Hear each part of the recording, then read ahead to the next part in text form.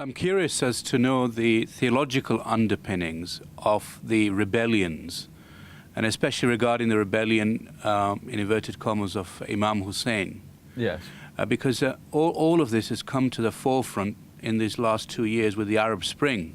Yeah. And with the Saudi scholars and various other scholars around the world claiming that using the hadith of the Prophet ﷺ, one should not retaliate against a tyrant ruler. Yeah. And I know that these hadith were used back then as well. So I'm curious to know what theological works were there at that time by scholars and how they viewed rebellion against the Umayyads and how they claimed legitimacy. And also regarding that, Imam Hussein himself, was he classified as a rebel? Because some works suggest he didn't go out to rebel. So I'm curious to know your opinion on that. I mean, I think there are 2 points that we need to start off with. I mean, this is a complicated discussion which could go on easily all morning. But there are 2 points here. The first is this early Islamic politics were, I think, very experimental. There wasn't at this stage a lot of literature. Do you see what I mean? That no, people were genuinely uncertain about what should happen and who should lead the community. There were lots of different points of view. I wouldn't describe Hussein as a rebel. I don't think that, but you know, if you come from a strictly Umayyad point of view, then you would. But I don't think, and it so much depends on where you're coming from with this. Whether you're coming from in terms of modern scholarship, if you're coming from a Sunni point of view, then you think one thing, i.e. exactly what you've been describing, that, or at least from a Saudi Wahhabi point of view, that you shouldn't be rebelling against the authority, however much you dislike it, because that leads to fitna and it leads to disaster within the Muslim community. But if you come from the Shia or background sympathetic to the Shia, then you see Hussein as the hero, the man who, by virtue of his descent and his piety, had been chosen by God to lead the Muslim community and was destroyed by impious people. So the question of whether he's a rebel or not is, right from the beginning, this was very controversial within the Muslim community. And there were all sorts of points of view as well. There was a strong point of view that Hussein himself should be respected, but that wasn't because that didn't make you a Shiite or part of the Shia, because Hussein had, as it were, had reached that position by his own merit. I think the point that I, as a historian, would stress is that the divisions between Sunnis and Shias, and I mentioned this before, are very fluid up until the 10th century. And then because of polemics in Baghdad and so on, that's the stage when the Muslim community divides so that you're either a Sunni or a Shi'i. Before that, most people were neither. There were certain people who supported the family of the prophets and their right to rule. There are other people who rejected that. But most, as far as I can see, most Muslims were simply Muslims. And they didn't define themselves in that sort of way. And then the split in the community is much later. But there was not at this stage this sort of scholarship. There wasn't. The collection of these hadiths, I think, is something that comes a bit later. And as I said, people were, in a way, early Islamic politics was sort of experimental. People were trying to work out what the legacy of the Prophet meant, how you could interpret this in terms of political action and so on. The question is about whether the Amman and the area used to be more green and so on than it is now. It is now. The issue of climate change is something that is very difficult for us to gauge particularly. But the general consensus is the answer is no, that there are minor variations in the climate, but essentially the climate is roughly the same. What, as you know, the area around Amman is sort of marginal. It does rain, it snows in Amman in fact as well, but it's the sort of area that in some circumstances, with careful management, digging of canals, building of dams and so on, can be made agriculturally productive. But it requires a lot of work to make it agriculturally productive. So in different circumstances, particularly in times of insecurity, and so on, it becomes grazing land. So it's sort of marginal land, half and half. But at this stage, there's evidence of a lot of rural settlement in that area, a lot of small towns. Amman itself, of course, is an important Roman and Umayyad town. As you know, Amman, all the recent excavations on the citadel have shown the extent of Umayyad settlement, or settlement in the Umayyad period, including a major congregational mosque, which has appeared in the last 4 or 5 years up on the Citadel Hill there, and of course there was another mosque down in the valley. Amman was a major Umayyad city and centre of political power. And if you've ever been, as I've been once or twice, in the area to the south and east of Amman in the springtime, you'll see the land covered with grazing, covered with grass, and for about 2 months of the year it's very green and absolutely beautiful. And so it's an area that I think probably was much more densely settled than it certainly was in the more recent times. We didn't seem to discuss much about Hassan's death either. It seems About to be whose death? Hassan's. His death seems to be sort of pushed on the side and not much talked about. Because Yes, from what I understand, there were all the deaths within the Prophet's line were murders rather than illnesses or. Well, which are also the cause of weakness. Yes, but the problem is that we don't really. I mean, Hussein's death was a very public event. Everyone knew what had happened. Hassan's death is much more obscure, and certainly some people amongst the Shia would think that he was murdered, but the evidence is much less clear. We don't have detailed accounts of it, for example, whereas we have enormously detailed accounts of the death of Hussein. We have very little information about the death of Hassan, and so it's difficult to know. I mean, obviously, for some within the Shia, he is a shaheed. For others, particularly in the Sunni community, his death was unnatural causes. We must always remember, there's always conspiracies and so on, but we must always remember the sort of state of medicine. People in the prime of their youth died suddenly for unexplained reasons. Things that we now take totally are solvable, like appendicitis, for example, which leaves no outward symptoms and so on, would be absolutely immediately fatal, even to people in the prime of their lives, even to people who are strong, healthy, and so on, could die very suddenly. And there was always, some people would say this was the result of poison, some people would say it was natural causes or whatever. But there were no post-mortems, there were no autopsies where you could look at the bodies and find out what had happened. So, and so many of these, I mean, as I say, in the case of the death of Hussein, there was no real dispute about what happened. There was a lot of dispute about the significance of it and the rights and wrongs of it. That's a different thing, but no real dispute about what had happened. He died by violence, and he and his family suffered terribly. The case of Hassan, we have to leave it in the hands of God. I think we can't make any firm conclusions one way or the other, and what you think about it depends on where you're coming from within Islam at the moment. You talked about the resentment against the Yazid, Yes. Muawiyah's son, and you said resentment within Iraq and Iran and Central Asia, and you said that Imam Hussein's sons and grandchildren kind of became leaders Yes. for those groups. Can you tell us more about that? Yes. Yeah.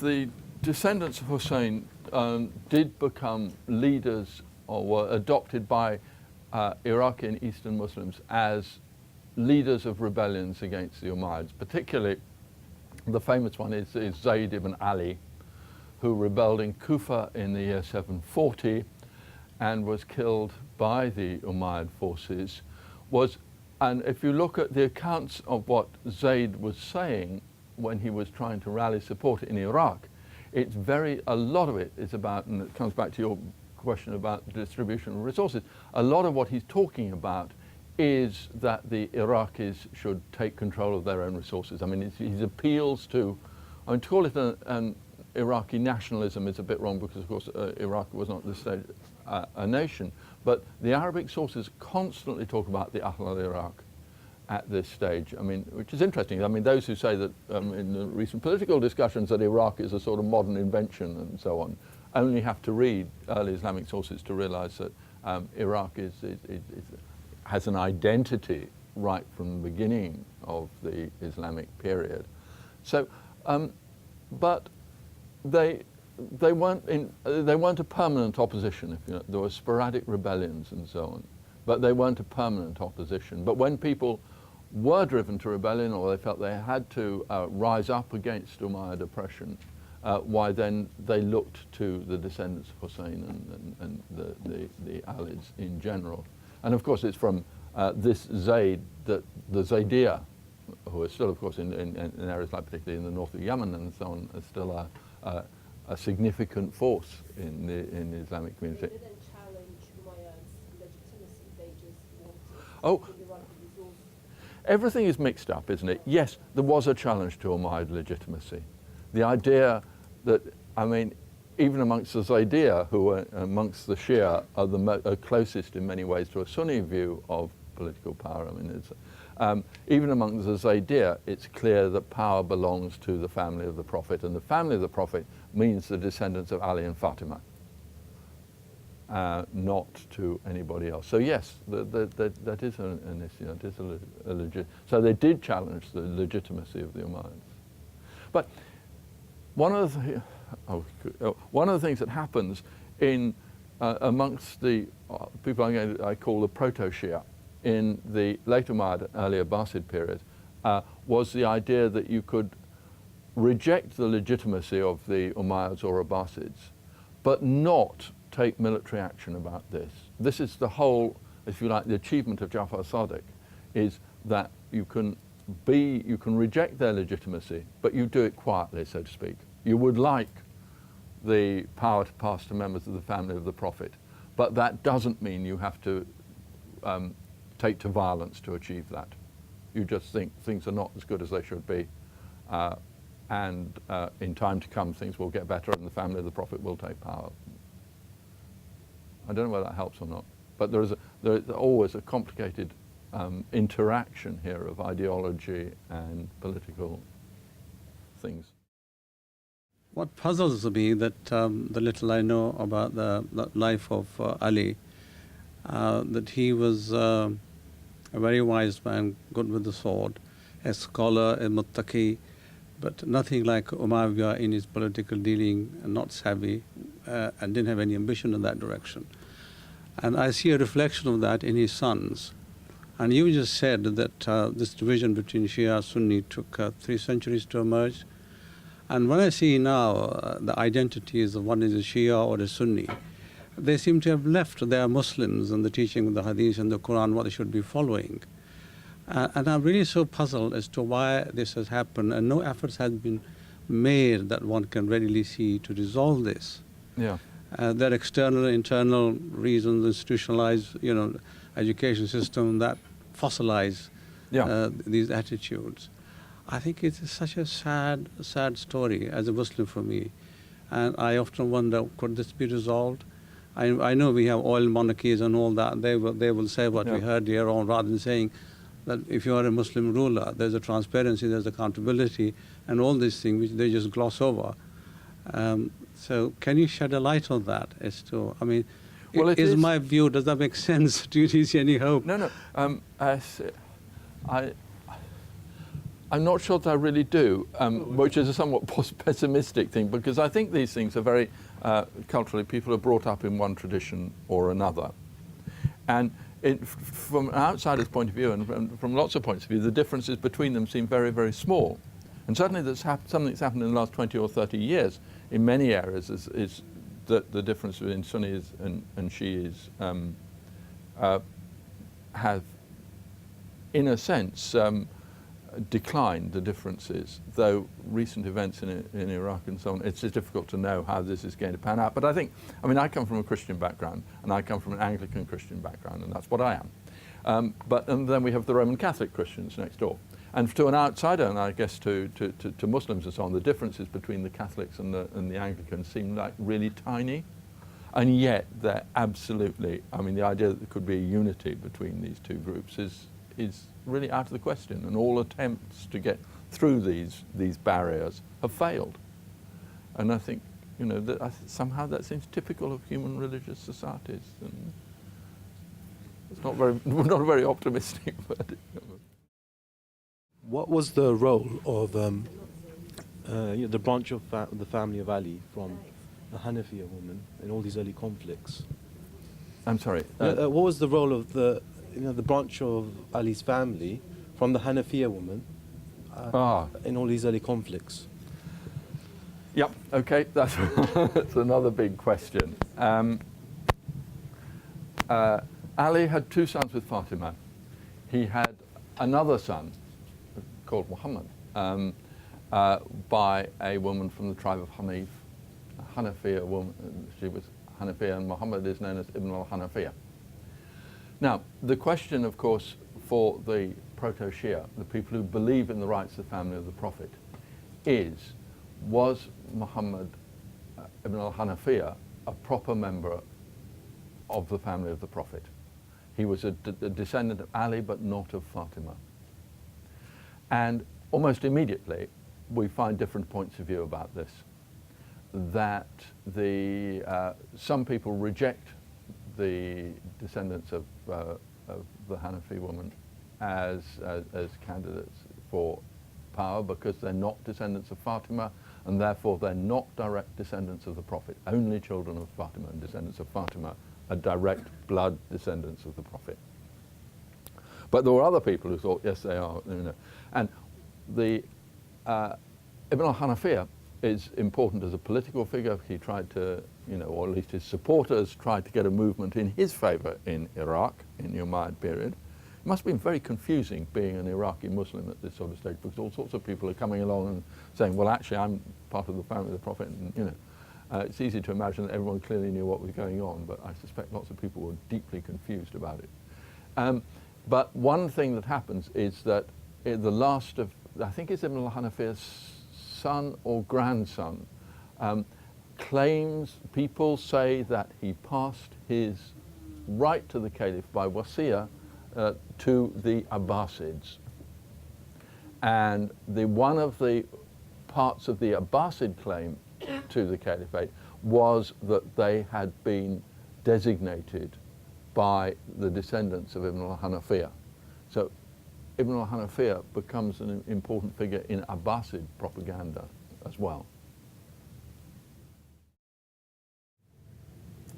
And how are you doing for time? I can't remember when I started this last night. I mean, I wonder whether this is a good place to pause and just ask for questions and so on, and see, because it's the end of a sort of section, if you see what I mean.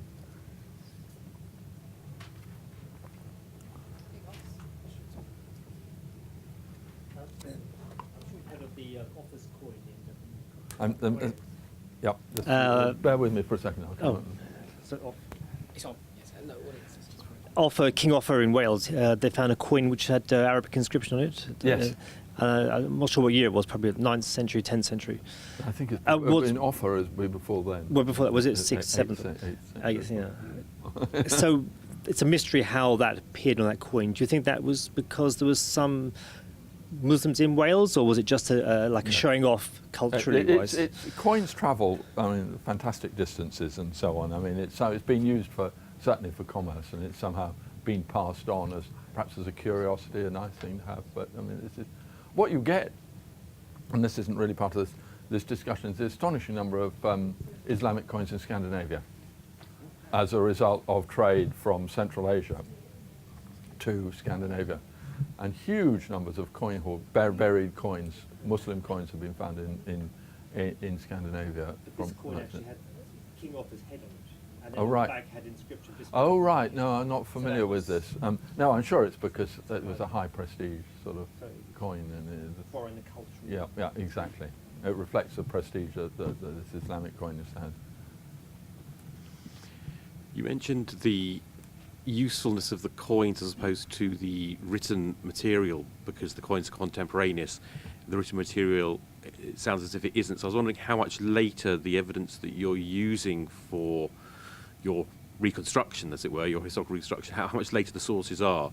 And also I have a subsidiary question to that, which actually relates to the last part, is I've always been interested in the different views on the veracity of the supposed writings and letters and sermons of Ali, which are quite impressive writings, but there are very different views about whether they're actually forgeries or not. Right. Get a view on Yes, that this, in particular. This has to be about a 5 or 6 minute answer to this question, and I will try to give it to you. The fact of the matter is that there is lots of writing and narrative that purports and claims to be from the early Islamic period. It is, however, only recorded in texts that we know from the earliest ones from the late 8th century, i.e. the early Abbasid period, but mostly from the 10th century, the 9th and beginning of the 10th century. The great account of the early Islamic state is Tabari's History of the Prophets and Kings, which is now completely translated into English. Tabari died 923 in Baghdad. And his History of the Prophets and Kings is the encyclopedia, if you like, of Tarikh al-Rusul wal-Muluk, is the great Bible, that's sort of wrong word, great encyclopedia of early Islamic history. It's translated into English. I have to tell you, it's translated into English in 38 volumes, each one of which is more than 200 pages long. This is a big book. And it contains all sorts of records of the early Islamic state. Oh, it starts with Adam. I mean, it starts, it's a real history of the world, or bits of the world anyway. It starts with the creation of the world and goes on really to Tabari's own time. As you see, huge and vast length. Now, this therefore leads to a problem about the reliability of this material, because lots of these accounts only come down to us in Tabari's History of the Prophets and Kings, and even then it's sometimes re-edited and so on and so forth. Now, what do we make of this literature is clearly a question that has been exercising historians, and people have always known that there is a certain amount of there are problems with early Islamic literature and early hadith and so on. And Muslims have known that since Muslims started to study these things, that some hadith are better than others. And you have to find ways of making a critical judgment and so on. But in the Western Orientalists have also said something like that, but in the mid-1970s, two scholars working in my own institution at ZOAS, I'll just give you their names because this is the Patricia Kroner and Michael Cook. Kroner and Cook is spelled how you might imagine Cook would be spelled. Wrote a book called Hagarism. And Hagarism argued, so it's a very difficult book to read, even if you native English person. A lot of it's very obscure. Hagarism argued that the early Islamic material is so confused, it's so late, it's so corrupted, that we can't use it for anything. It's useless. If we want to reconstruct the history of early Islam, we have to say, well, some of it may be genuine, some of it may not be, most of it's not genuine, we can't tell whether it's genuine or not. And therefore, if we want to reconstruct the early history of Islam, then we have to look for non-Muslim sources. I mean, the moment I say it like that, you can immediately see the flaws in this argument. But I'm not, that how could sort of monks living in small monasteries in rural Armenia possibly know more about the origins of Islam than people who are actually, you know, than Arabic-speaking people living in the Middle East? I mean, but they said, therefore, and they suggested that Islam as we know it was essentially concocted during the 8th and 9th century. It was essentially made up to explain what Islam was about, and Islam in fact derived from something else, and maybe it was a Jewish heresy. All sorts of ideas. They didn't come up with a very concrete alternative explanation. The point that they did come up with was we can't accept any of this as a realistic, as a real or truthful account of the origins of Islam. Now, this point of view created, well, people were for and against it, but it created quite a lot of ferment in the field that I work in early Islamic history. And there were people who believed this and thought that, you know, the whole thing is a complete mystery and we can't do anything with it. There are people like me, as you probably gathered, who think that it was very misconceived. I think that I take a more, if you like, a more fundamentalist view of the Muslim sources, i.e. that we can basically believe the general outlines of this narrative material. And interestingly, and some of you may have seen the television program, some of you may have seen the book, these ideas which had somehow gone to the back burner were revived recently in Tom Holland's recent book on, I forget what it's called, The Shield and the Sword or something. The Shadow of the Sword, yeah. And what Tom Holland has done is gone back to this material and, as it were, revived it, reheated it for a new consumption and so on. So this is a debate which is now back on the agenda. I mean, I know Tom Holland reasonably well, and he's showed me all his stuff, and I said that it was nicely written, but I thought it was wrong, and we left it at that. So we agreed to disagree. But so let's get back to it. In fact, in my book on the Great Arab Conquest, the first chapter is about why I believe that we should take these early Muslim sources, not particularly for the life of the Prophet. I don't deal with the life of the Prophet in that book, but the literature of the Futuh, the early Islamic conquest, why we should take this seriously. I believe, and lots of people, I'm not the only person who believes this, that certainly during the Umayyad period, written accounts were being developed, and I think a lot of the accounts of the early Islamic state, and particularly of the Umayyad period, are genuinely historical documents. That doesn't mean there are not confusions and contradictions, and particularly about who did what and when the exact dates were. I mean, even things like the exact dates of the conquest of Damascus are disputed in a very interesting way in the early Islamic sources, but that's in a sense what you'd expect. Fast-moving events being reconstructed, you know, and being remembered a few years afterwards. So I think that you can not believe everything you read, but there is, if you read it intelligently and critically, that the early Arabic sources do reflect a historical reality. That doesn't, as I say, stop there being confusions and all sorts of things going on there. And in that book, I try to explain why I believe this to be the case. But it is a good question, and it is a real live, it's a real live debate, which is still going on. And the question about Ali's sermons? Ali's sermons, I don't say Allahu Alam.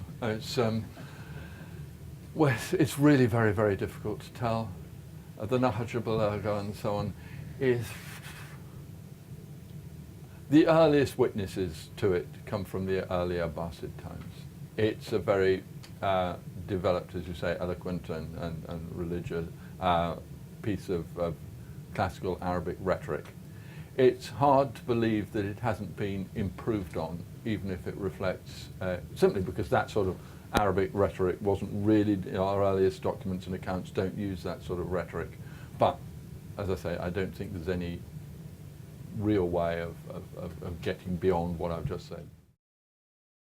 Thank you, Professor. I just wondered if you could tell us any more about the literacy levels within the empire as a whole. You mentioned about the bureaucrat class, but I just wondered outside of that, you know, how Arabic started to be spread. Was it through learning in mosques and then they took it home? Or? Well, there are two things, aren't there? One is learning to speak Arabic as a vernacular, and the other is learning to read and write it.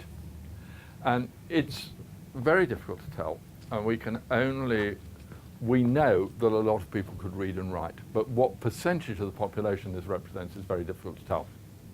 We know, for example, I think we know, for example, that all the caliphs could read and write.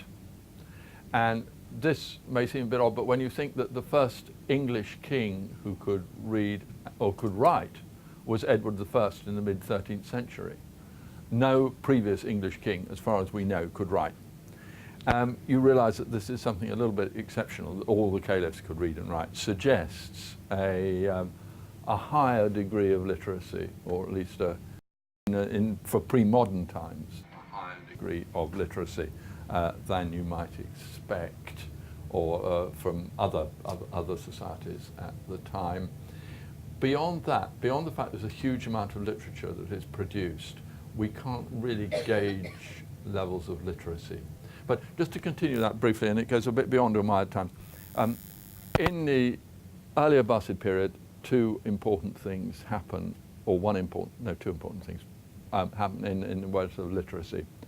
The first is the invention of paper, and the use of paper for literacy, for writing is enormously important. It makes writing much cheaper. If you're writing on the skins of dead animals, or on papyrus. Skins of dead animals are very, very expensive. And you know, the number of sheep that have to be killed to create a copy of the Bible has been estimated as from 80 to 100 or something like that. You know, the investment in actually the physical writing equipment, writing stuff, it's huge. But with the coming of paper, which appears around the year 800, so it's post-Umayyad, I'm afraid, in Baghdad, the arrival of paper democratizes writing and literacy. And then you get in Baghdad the development of a market for books, real commercial market for books. And I have suggested in various places that Baghdad around the year 800 is the first time you can actually make money out of writing and selling books. Because previously everybody who wrote and sold books were members of monasteries or members of religious groups, or they had powerful patrons, or they were rich people themselves, or whatever. Until you get the use of paper, which drastically lowers the price of writing equipment. And it's at that stage that you start to get a real commercial market for books. And that implies a high degree of literacy. There is a Souk al-Kutub in Baghdad, where obviously lots of booksellers and lots of people are going down on a Saturday morning or whenever they feel like doing it and looking for second-hand books and first-hand books and paying people to copy out copies of books they're particularly interested in and so on and so forth. So we can't be certain about literacy levels, and clearly it would vary a lot. People in the small village in the central Iranian desert are unlikely to be as literate as people in the posh suburbs of Baghdad or as posh suburbs of Kufa and Basra in an earlier generation. But its levels of literacy is certainly quite important. Just the sheer bulk of the literature that comes down suggests a lot of people are reading and writing. What sort of taxes were paid in the Umayyad period? Because it's during this period that the system of taxation is developed. And here you always have to be careful that Arabic evolves. Particularly in the first 2 or 3 centuries, so that a word may mean one thing in the first century and a different thing in the 3rd century, or at least a defining characteristic. In the early days, the word jizya, J-I-Z-Y-A, means any sort of tax or tribute. By the late Umayyad period, if not before, the taxes that people pay are divided into 2 groups. The jizya. Now jizya, by the end of the Umayyad period, has come to mean the tax, the poll tax, the head tax that non-Muslims pay It's become a specialized meaning. And you get phrases like jizya ala rusihim, jizya on their heads, which must mean that it's a head tax. And kharaj is the word that is used for land tax, Kharaj. Kharaj is used for land tax that you pay on land. There are other sorts of taxation which are paid by Muslims. The sadaqah, which we all know what it means. It's an alms that Muslims are required to pay, though that's quite disputed in early texts as to whether sadaqah is a compulsory levy or whether it's a voluntary levy. But there is also a lower rate of taxation that is charged on land owned by, some sorts of land owned by Muslims, which is called oshar. Oshar meaning a tenth, which is a tenth. So on land, agricultural land, you are either paying a kharaj or you're paying an oshar. Again, by the end of the Umayyad period, this is just generally accepted. Kharaj is the higher rate of taxation. Oshar is the lower rate. Kharaj is what everybody pays. But kharaj in early Islam, the payment of kharaj, is slightly demeaning. There's a lot of vocabulary, a lot of discussion about whether Muslims should be obliged to pay kharaj, because paying kharaj is a sign of subservience. It's a sign of humiliating. And there's a whole body of literature that says that Muslims shouldn't pay kharaj and so on. But by the end of the Umayyad period, it's accepted that people pay kharaj, except for certain sorts of privileged land and where you get tax breaks. You get tax breaks particularly for developing undeveloped land on the fringes of the desert, irrigating new land and so on, what's called mawat, dead land, and so on, bring it under cultivation. A lot of that going on in the Umayyad period, a lot of economic development in rural areas, and this is encouraged by the use of this device of ushar, i.e. if you develop land, draining it, sometimes if it's a marsh or bog, bringing water to it, if it's a desert, building buildings on it, and so on and so forth, then you pay the ushar, you pay a lower rate of taxation. And this gives rise to a whole lot of new irrigation projects and so on, particularly around in Syria and Iraq, around the fringes of the desert and so on, because you get tax breaks. I mean, that all sounds rather modern, but that's actually what the literature tells us, and the archaeology tells us as well. So you've got all these different sorts of townspeople and trade seems to pay very little tax. Now, we know that if we look on into the 11th and 12th centuries, for example, that trade pays taxes, that there are customs duties, and that there are duties on trading activities. Those taxes are called mukus in medieval Egypt, mux singular, mukus plural, which are those non-Quranic taxation which is not strictly allowed in Islamic law, but because governments really have to make money out of towns somehow, they introduce these new taxes. But the whole question of mukus and these sorts of taxation, I think, makes an important point that just because something happened in the 11th and 12th century, it doesn't mean that it happened in early Islam. There's a temptation amongst Orientalists, but also amongst some Muslims, I think, to see all these things as they start in the early Islam, they continue roughly the same until the 19th century, in terms of these. But it's not so. Like every society known to mankind, Muslim society evolves, new words are invented, old words are used to mean different things, new institutions come in. So saying, as you will find in books, that we can see that the taxation of towns was done in this way and this way, and then you see all the evidence comes from the 12th century. That's got nothing to do with what you can't just assume that this is coming in the early Islamic period.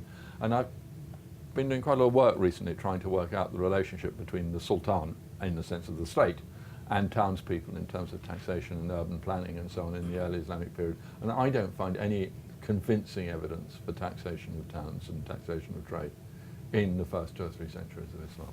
But maybe I'm looking in the wrong place. Maybe something new will come up. Some papyrus will be found in the sands of Egypt, which will immediately put it all right, put the whole thing in a different perspective. You know, I don't know whether Ibn Ash'ath al-Kindi, is he the same as Abdurrahman ibn Ash'ath? And if he is the same, what else do we know about him? Because many of the historical books that I come across, they just mention the revolt of Ibn Ash'ath and so-and-so died in the fitna of Ibn Ash'ath, but they never mention... Yes, this is who Abdurrahman ibn Ash'ath, yes. He came from this, the ruling family, or the leading family of Kinda, and he was the biggest and most important tribal leader in Iraq. He was sent by Hajjaj on an expedition to what is now southern Afghanistan, to Helmand province, in fact. And like everyone else who's tried to invade Helmand province, he came to a sticky end. And he found it was much more difficult than anyone imagined it was going to be. And basically his soldiers said, we're not going to put up with this anymore. And we're not going to stay here. This is a horrible place. We're going to go back to Iraq and back to our families and so on. So off they went. And Hajjaj then accused him of, not fighting for Islam and so on. And a whole lot of bad things were said about him. And Hajjaj uses this as a way of destroying his power and influence and so on. So it was a major event. Lots of people in Iraq were involved in it. And it was the last stand, as it were, of the Ashraf, the tribal chiefs of Iraq, against the Umayyads. And that's one of the reasons why it's famous. But there's another little interesting detail here. Ibn al-Ash'ath's family continued to be important people in Kufa. These old families sort of were never completely destroyed. There was always a grandson or a nephew or something who took on the family business. And in the early 9th century, they moved to Baghdad, like most people from Kufa moved to Baghdad, because Kufa had become a sort of provincial town, backwater. People wanted to be in Baghdad. And amongst them was the Al-Kindi, who is known as the philosopher of the Arabs, Philosoph al-Arab, the first of the great Arab intellectual of the 9th century, was, I think, a grandson or great-grandson of that Ibn al-Ash'ath. So we see an interesting evolution. The family are kings of Kinda in pre-Islamic times, then they become the Ashraf, the great chiefs of Iraq. And then 2 or 3 generations, they've lost they're still quite affluent. The philosopher Kindi, we know, was not a rich man, at least he was well-heeled enough not to have to do any work or do anything like that, because he could devote himself to his philosophy. And they become intellectuals, and and then the family disappears, as far as I know. We don't hear of them after that. But we can trace the history of the family from pre-Islamic times right through until the early Abbasid, middle Abbasid period. So it's an interesting lot. I mean, there could be a book written about the Kindis as a family, which would be interesting. I have 2 questions. One is about the session you just presented about the architecture. You haven't mentioned the floors or the roofs of the buildings, and also how they were supported. I don't need to elaborate, I think. No. No. Now, the answer is that none of the roofs are ancient. The wooden dome, the dome of the rock is ancient up to the top of the drum, i.e. when it stops going up vertically. The wooden dome, I don't think anyone knows exactly how old it is, but it's not as old as the rest of the structure. And it is a wooden dome, it's not a stone dome. And I think it was last renewed about 10 years ago. But it's been constantly renewed, I think. It's the walls that are ancient. The floors, I don't know anything about the floors, actually. It was both in the Umayyad Mosque and in the Dome of the Rock. The floors are largely covered by carpets. So you don't actually see the stones of the floor anywhere. So the floor coverings are not part of the history? I'm thinking of art and design and the technology that goes in them. Yeah. You learn a lot from that. Well, I'm afraid I can't answer your question because I've never, as it were, looked under the carpets clearly the floor of in the Dome of the Rock is likely to be resting on the, as I understand it, the flat area of the Haram al-Sharif largely survives from the temple period, the Jewish temple period, but it's probably been repaired since. Okay, I think I'm going back to the first or the third session. You mentioned Umar bin Khattab setting up the taxation system, and you didn't refer to it, but he also set up a very detailed welfare system.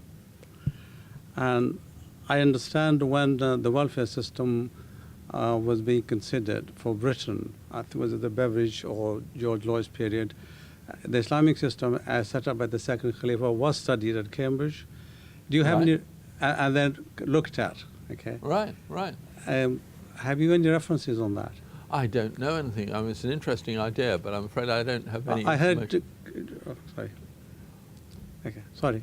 Oh, no, okay. No, I'm sorry, I can't help you with that. Similarly, I've come across references that the Merton College, Oxford, was set up through the Crusade influence from Sicily on a kind of madrasa basis. Yeah, there's a long discussion about whether the idea of the madrasa in Islam connects with the idea of colleges and so on in the Western world. And there may well be some influence, but madrasas don't appear in the Muslim world until 2 or 3 centuries after the Umayyads. The madrasas, the first madrasas in the sense that we understand them and we see it often in Islamic cities, really date from the 11th century of the Common Era. So it's a much later development than the Umayyad period. What the principle of Awqaf, I think that's what I'm referring to. Yeah. Is there any, final question, is there any evidence that there is a connection between the British common law system and the Maliki school of thought? Again, that came via Sicily? I don't think so. No. But again, this may just be my ignorance rather than anything else.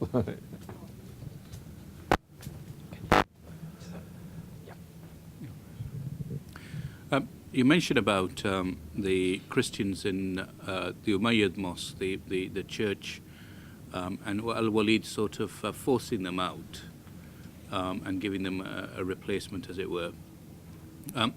Is it the case that they were forced out because and the church appropriated? And if that was the case, then why not appropriate the Church of the Holy Sepulchre? I mean, was there a different principle at work here? I don't think so. I think that,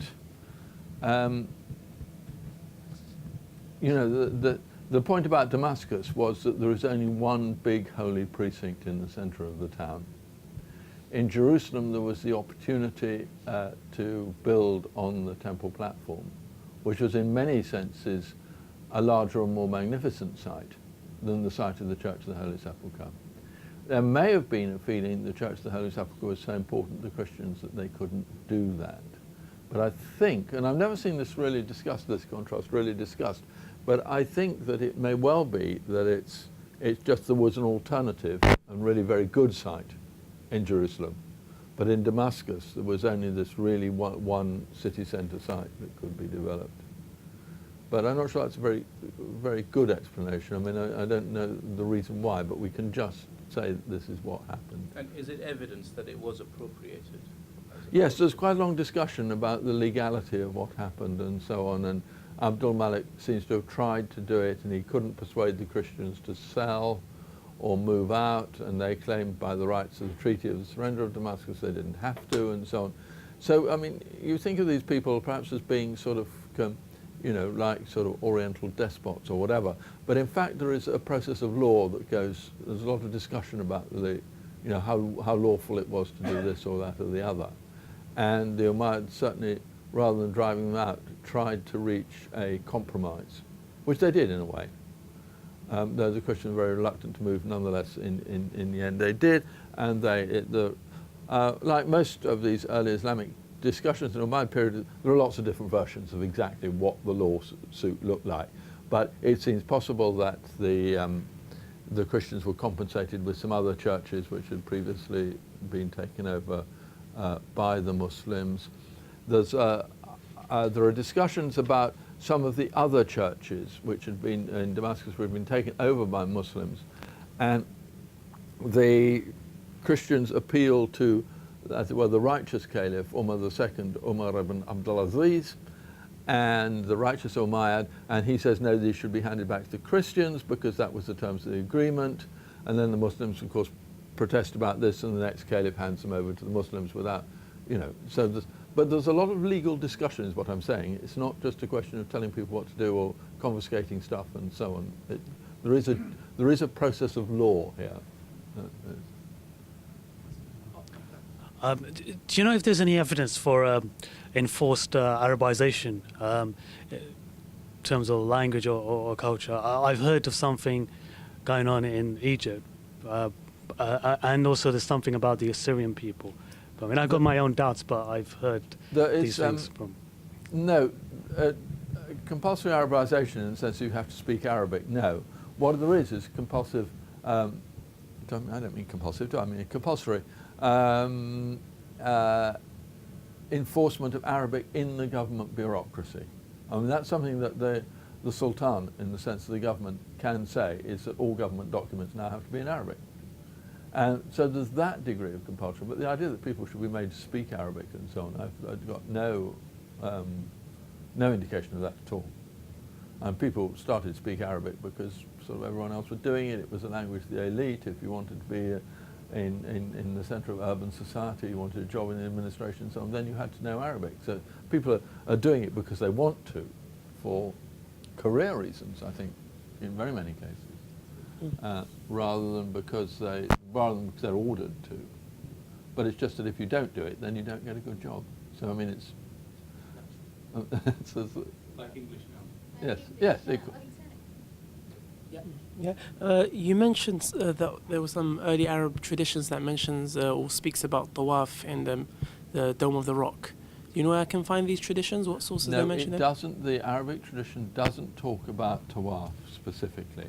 What it talks about is that the Umayyad Caliph wanted as it were, a substitute Hajj. He didn't want people to go to Mecca because then they would come under the influence of Ibn Zubayr. And perhaps it was dangerous for them as well. I mean, it might have been for their own safety as much as anything else. What it doesn't mention is the tawaf. On the other hand, if you look at the building, I mean, just working from the architecture, it looks as if it's designed for tawaf, because you've got these two galleries, these two sort of aisles, if you like, but galleries circulating around the stone, and there is no mihrab, so it's not suitable for, as it were, normal Muslim prayer, and that's what makes me think that they had tawaf in mind when they designed it. But there is no textual evidence. The whole discussion of this bit about Ibn Zubayr, if you look at the whole of the great classic Creswell's early Muslim architecture, which is it's available in the Zeiss Library and so on. Creswell gets all the Arabic texts that relate to this and translates them into English and discusses them in that book. Thank you, Professor. You mentioned about the architecture of the Umayyad Caliphate being sort of a demonstration of the grandeur and the achievements of the Umayyad dynasty. But I just wonder if the inverse argument could also be made, that it shows a certain level of insecurity, that they needed to build these, the ideas of political legitimacy sort of pervaded the Umayyad Caliphate, and they needed to build these buildings to sort of brag and show that they are there. Could that argument be made, that it's about that insecurity? I think these are not contradictory arguments. That one of the reasons for building them is certainly to demonstrate the commitment of the dynasty to Islam. And there are various other ways which I didn't really have time to talk to about in which they do it. One is by organising the Hajj. The Hajj is always led by members of the Umayyad family, except when Ibn Zubayr is there. And also they do it by the annual raids against the Byzantines on the northern frontier. That's something that caliphs do. So that I think they'd see all these as sort of Islamic duties, and the building of beautiful mosques is all part and parcel of that. So yes, it may reflect an insecurity, and it's difficult to know. But I think it can be both these things. You know what I mean? Yeah, I've got a couple of questions that's to do with the earlier parts of your lecture. Regarding the conquests, what was the theological justification for the Islamic conquest of other lands? Because my understanding was that Muslims can conduct wars only in self-defense, and they can't really stage wars to spread the religion. So what was the justification at the time? Theological justification. And the second question is regarding the taxation system. I'm just trying to understand how complex and just the taxation system during the Umayyad dynasty was. And did everyone pay taxes?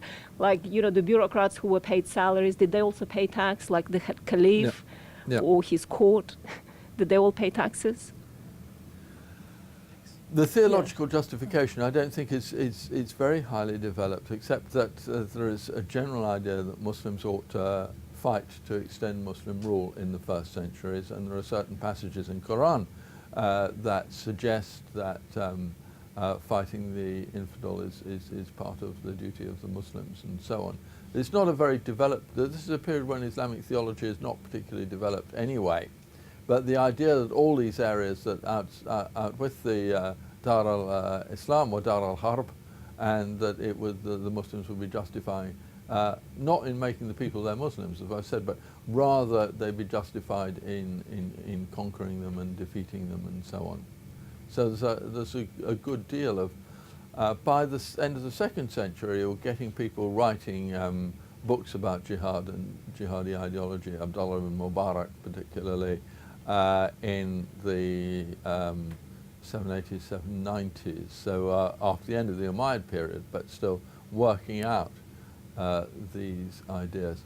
Taxation, it's not clear whether bureaucrats paid taxation on their salaries or not, but I think the answer is probably not. That taxation was by and large paid on agricultural land in proportion, and different sorts of agricultural land paid different amounts of tax. If you had date palms, for example, which are very valuable and produced a very valuable product, then you paid much more for an acre, so to speak, or a hectare of date palms than you did a hectare of barley, for example. So it was graduated according to the crops and so on. And then there's a whole other discussion about whether you should take the agricultural taxation as a proportion of the harvest or according to the area of land you owned. And there's a lot of debate about that. So how fair it was, I suspect probably not as fair as it might have been, if you know what I mean, or should have been. But it was certainly proportional in various ways. Any other question? What's the relationship between the Al-Aqsa and the Dome of the Rock as far as the time? Were they built at the same period, or were they? I get the feeling the Dome of the Rock is much older. It seems as if the Aqsa Mosque, the original Aqsa, was the same period as the Dome of the Rock. And I think the most helpful way of saying it is the Aqsa is like the prayer hall that belongs to, and you think of the whole of the Haram al-Sharif as a mosque, a sacred area. Then you have the dome, but you also have a prayer hall where and it used to be so much wider than it is now, and where a normal Muslim prayer can take place with lines of worshippers facing the Qibla direction, which is possible in the original Aqsa, but quite impossible in the Dome of the Rock, because it's the wrong shape. The Al-Aqsa Mosque looks quite beautiful. Yeah, it's been rebuilt and rebuilt. There's nothing left. Very little bits of some pillars and so on. There is a dome from the Fatimid period of about 980, I suppose. A very beautiful dome with mosaics. A certain amount of repair work and extension was done by the Crusaders when they occupied, and it's subsequently been rebuilt and so on right through to the 19th century. It's constantly been reconstructed. And I think part of the, I was talking here about it, maybe that the substructures of the Aqsa Mosque are not very, I mean, it's built up on arches underneath, whereas the Dome of the Rock really rests on the rock, so to speak. And maybe that the Aqsa Mosque is less stable for that reason. And there have been fires. There was a fire quite recently in the 1970s, wasn't there? And started by some nutter. I can't remember exactly when. But I mean, you know, it's a building that's had its ups and its downs. And I think most of the pillars nowadays, again, Ottoman period pillars and so on. I don't think there are very many of the ancient pillars left. Just regarding the questions on the taxation and the jihad, Sheikh Said Ramadan Bhuti in Damascus, actually, he stated that the Prophet, peace be upon him, never went out on conquest for either for spreading Islam or whatever, and that the period after him for the Khulafa Rashid, that posed a problem for many theologians afterwards, because they could try to explain why Umar, Abu Bakr, etc., why they did that. Yeah. And his understanding was that what differentiated the Khulafa Rashids from the Umayyads was that they offered missionaries to go into the lands to spread Islam, and when that was absolutely not possible, then conquest was the only method, whereas the Umayyads were bent on conquest. And I want to know whether there's any truth in that allegation. There is no, I mean, what the truth is always difficult to tell. There is no supporting evidence in the historical sources for that. It may be that it did happen, and it may be there are sources in fiqh and so on for this, but in the historical narrative sources, which is fundamentally what I read, and the administrative sources, there's no justification for that. I don't think they felt it needed justifying. I mean, you know, later Muslims clearly have some anxieties about this. I don't think at that stage. And it was politically very imperative, because with the death of the Prophet represented a real crisis for the Ummah. And there was a real danger that it would break apart. You know, the Prophet was dead, all the tribes would go back to what they were doing before, which was basically fighting each other. And that the whole Muslim Ummah would simply disintegrate.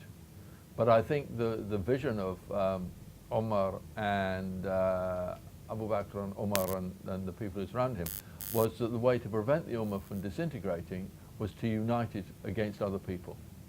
And that it could either break up or it could expand, but it couldn't sort of stay as it was.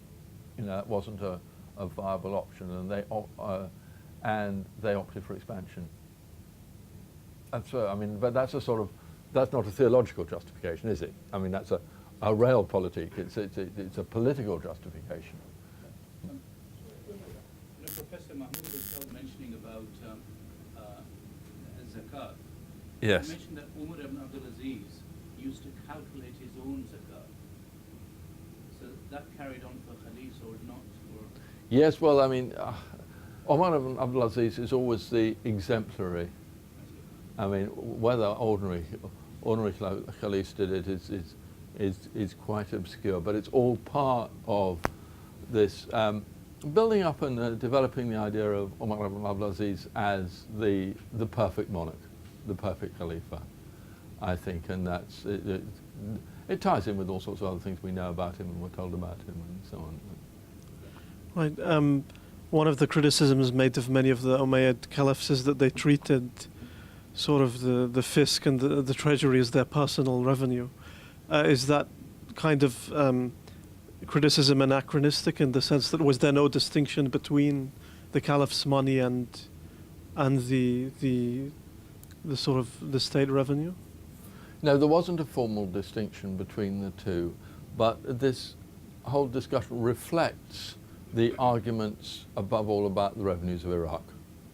Did the revenues, the Fay, I introduced this concept of Fay, did the Fay of Iraq belong to the Ahl al-Iraq, or did it belong to the Muslimin as a whole, or did it belong to, and it's particularly what happens to what is left over after everybody's got their salaries. And it seems to be there was a surplus. What happens to the surplus? Should it be paid to the caliphs, in which case that criticism was right, or should it be kept by the Ahl al-Iraq and spent on the poor, or just spent just distributed amongst themselves and so on. And I think that criticism reflects that discussion. But there is no sense. By the 10th century, you do get a distinction between the state treasury and the private treasury of the monarchs. But I don't think it happens before, well, it doesn't happen until the Abbasid period, for sure. Well, it may do, but there's no record of it on. Probably the last question. I'm going to reverse for myself. What made you interested in this subject? Because obviously you're one of the foremost authorities in this subject, and that's one. And secondly, you seem to be the last generation of actual writing, know the sources, producing books. And because if I see the new generation of historians coming out, they're not really researching in depth as like someone like yourself who's actually gone through Tabari, reading the sources, extracting it, collecting the manuscripts. I mean, that's a real worry. And thirdly, do you see, have you seen an increase, because that's so as you see a large number of Muslims studying history, do you see a new generation of young Muslims, actually, are they interested in the subject? Because everyone's going into Islamic law, but there doesn't seem to be a huge number actually going into history, sociology, philosophy, and then going into the sources and coming out with the stuff you've written over the last 40 years or so. And well, because I am where I am and I do what I do, I do see quite a lot of young Muslims exactly doing this. I don't think we should be. It's always going to be a minority interest, this sort of early history and so on. Not everyone's going to be fascinated by it, but there are certainly young scholars, Muslims and non-Muslims doing it. But as I say, it's never going to be a huge number. And particularly for people who are not brought up in an Arabic tradition, there's a lot of linguistic donkey work to be done as well, just acquiring the Arabic so that you can understand what's going on here. But I teach a course at ZOS every week on reading classical Arabic historians, and this in Arabic, obviously. And this year I've got 25 students doing it, finally a BA and MA students, and they're interested enough to spend a lot of their time and energy doing this. So I don't think we need to be, I mean, it's always going to be a minority interest, but I don't think we need to be too pessimistic about it.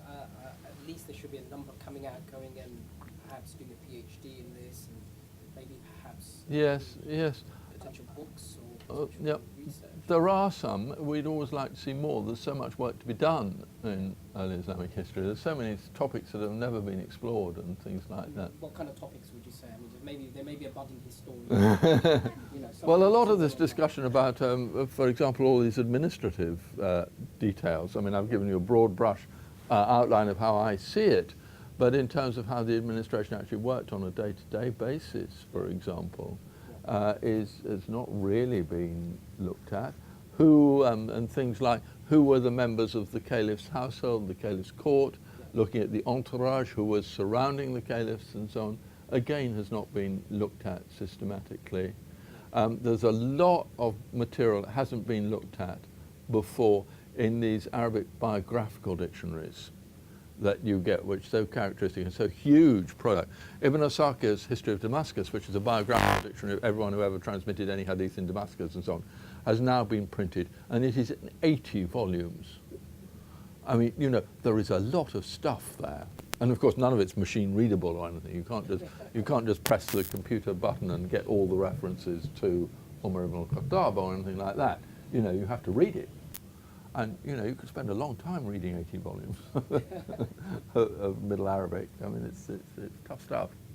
But there's tons of stuff to be found in it, because Ibn Asakir, like most of these people, actually, though he's writing in the 12th century, actually preserves a lot of earlier narratives, a lot of earlier information. Is there a worry, because obviously now with Syria completely being bulldozed, a lot of this stuff, with things we've seen, I've heard reports the Assad regime, unfortunately, is just completely obliterating some of the old Umayyad stuff, and there's a real worry that the rich history of early Umayyad period is being completely... Well, it is a worry. I mean, everything that happens in Syria is a worry at the moment. But that's, we just don't know. I mean, particularly over 2 or 3 days when we get neither neither internet nor telephone. It's almost impossible to know what's going on in Syria on the ground in a day-to-day basis, and you know, it's very anxious making. I mean, at every level. I mean, obviously for the people of Syria, it's dreadful business.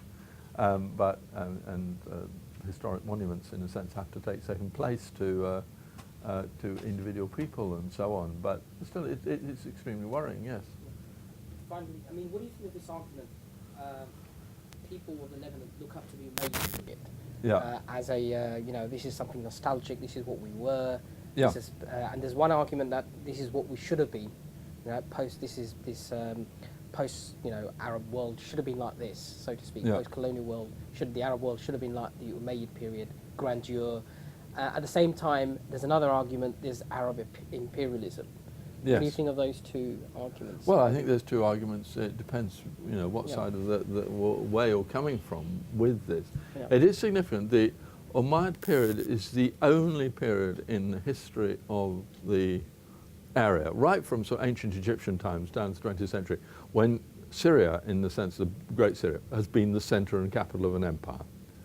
Otherwise, in almost every period, it's been marginal, it's been between Iraq and Egypt, and it's been a frontier zone between Iraqi and Egyptian powers.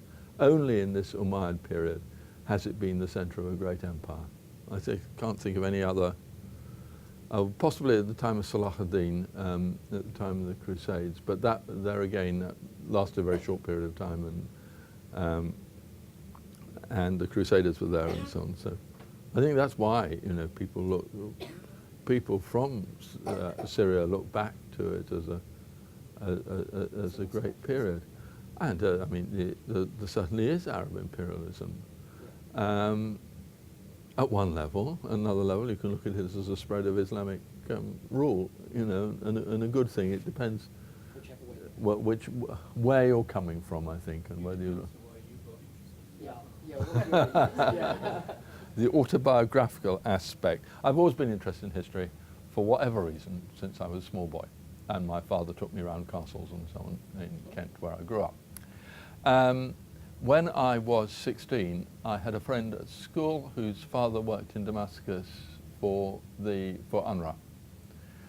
He was a Brit, but he worked on the UNRWA staff in Damascus for the UN. And my friend invited me out for the summer holidays to go to Damascus. This was in 1964, when Damascus was a very different place from where it is now. It was quite a small provincial town. There were gardens and orchards between the city and Salahiyah up on the hill and so on. The Ghouta started at the eastern gates of the city. You know, it was very different from the Damascus we know nowadays. But I loved it. And I went round in that summer quite a bit. In those days, 467, you could just get in a car in Damascus and drive to Jerusalem, no problems. And so I did that. It was a wonderful introduction. I thought, this is what I want to do. It's to look at the Islamic history of this, or the Arab history of this area, and I've been doing it ever since. I've been a very lucky man in that something that I knew when I was 16 what I wanted to do, and I've been able to do it.